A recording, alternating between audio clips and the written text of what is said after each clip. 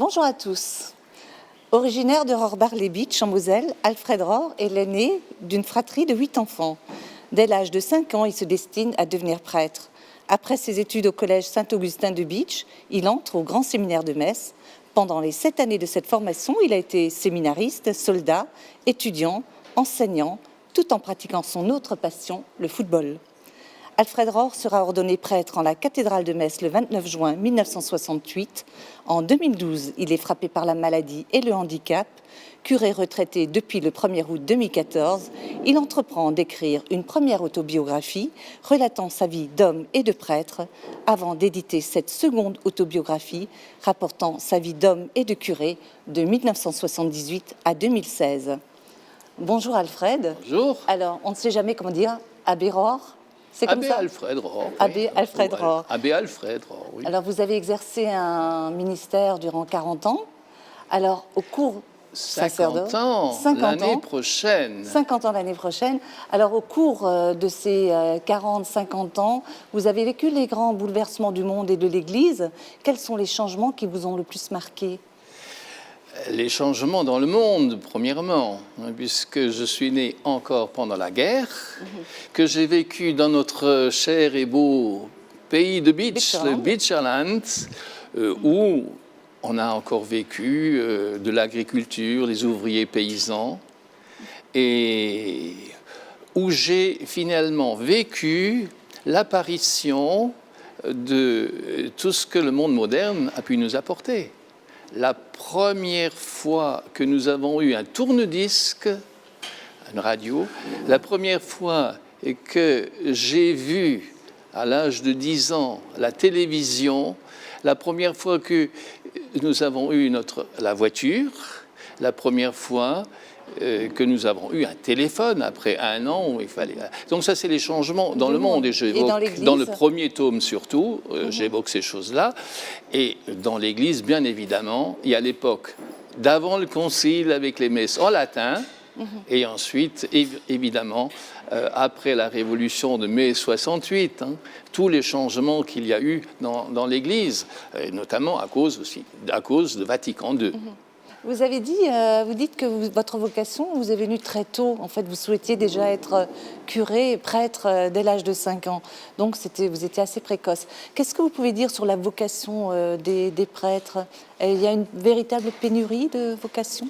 Alors, pour dire que je voulais être prêtre dès l'âge de 5 ans, il faut voir dans quel contexte. Tous les matins, à 7 heures, j'allais à la messe. Évidemment, aujourd'hui, aucun jeune ne trouve plus la vocation dans un tel contexte, puisqu'il n'y a déjà plus de messe.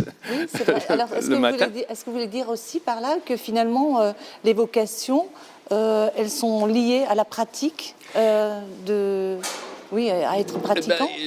Au moins à une appartenance à l'Église, ou à un groupe de jeunes.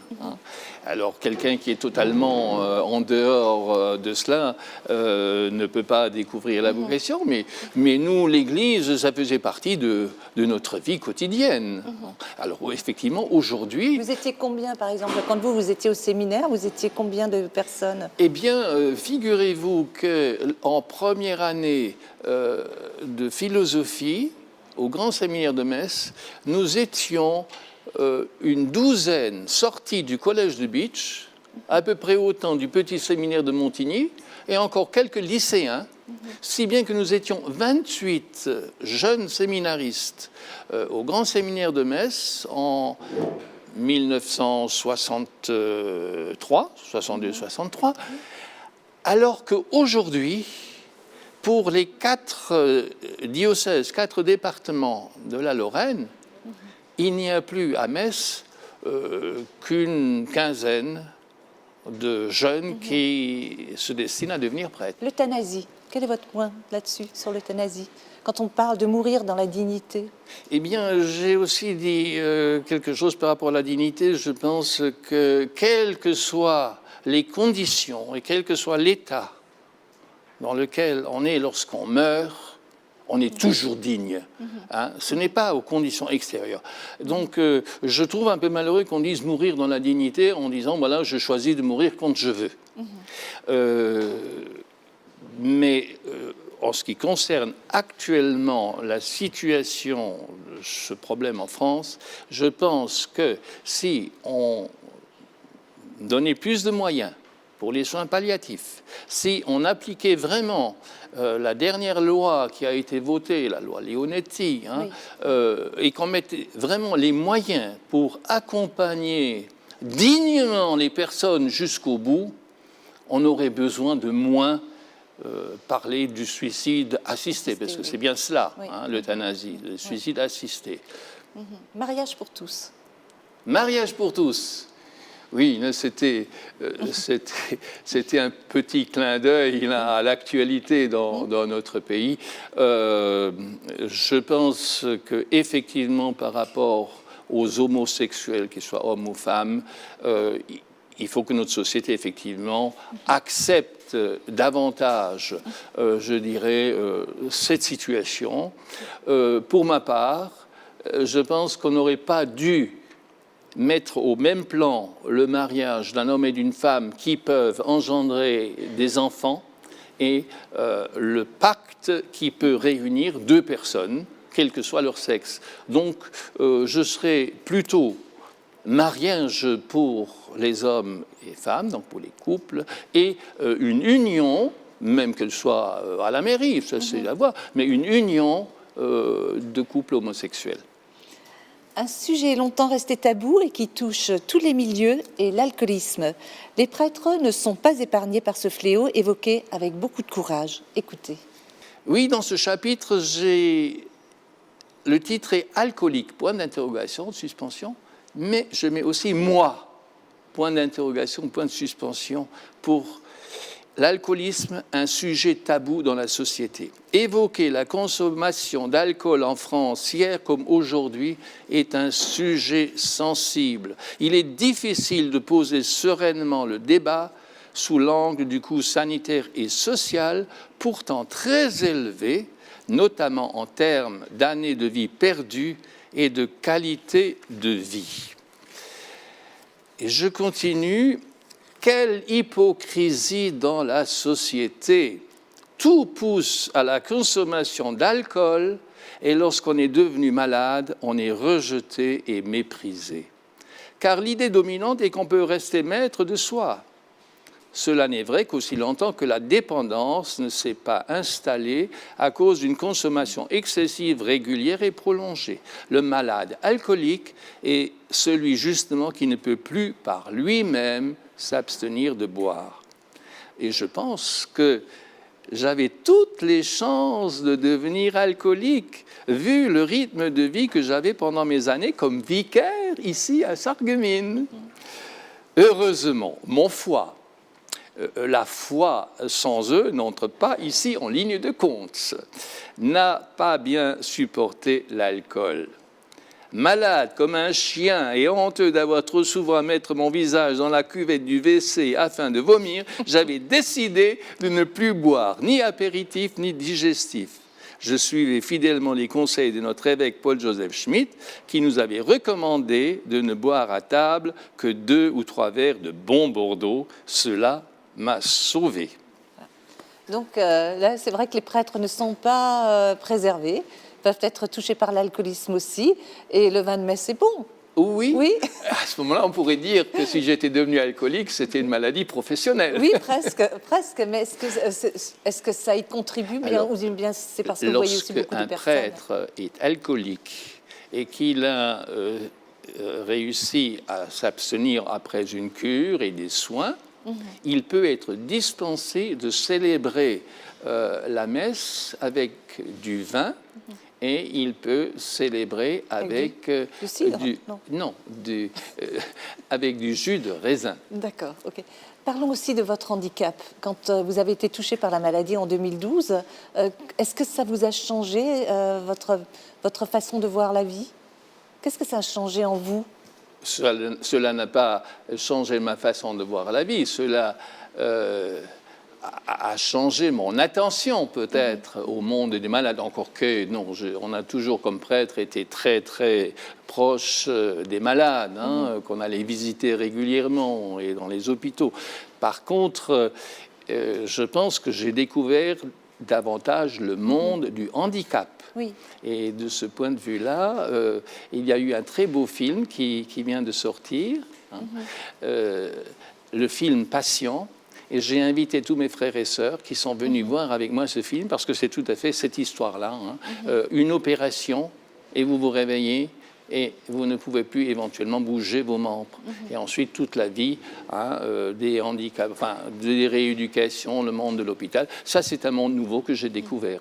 Vous avez été aumônier aussi, finalement, vous êtes investi aussi, on parlait d'alcoolisme tout à l'heure, mais vous êtes investi, vous êtes engagé aussi dans des associations, où vous avez créé des associations? Oui, c'est à Rémelfin que j'ai rencontré un homme qui avait fait une cure, et c'est avec lui que nous avons créé une section d'aide aux malades alcooliques. Et nous avons régulièrement organisé des fêtes familiales au foyer du presbytère pour que, au Nouvel An, ou lorsque justement il y a des moments festifs, qui sont toujours des moments de grande tentation, évidemment, pour les malades alcooliques, c'est là donc qu'on a fait des fêtes absolument extraordinaires, de bonne humeur, de joie et tout, sans aucune goutte d'alcool. Vous avez été aumônier aussi, sur toutes les missions que vous avez exercées. Je crois que vous étiez dans 6 paroisses, respectivement. Oui. Quelle est la mission dont vous vous sentez la plus proche? Le mot proche... Celle qui vous a particulièrement... où vous vous sentiez dans votre rôle d'homme de foi? J'ai été heureux dans toutes les dimensions de mon ministère. Mais je peux dire que le ministère le plus marquant, disons le mot marquant, le plus marquant, ça a été évidemment pendant les 12 années où j'ai été aumônier de la maison d'arrêt de Sarreguemines.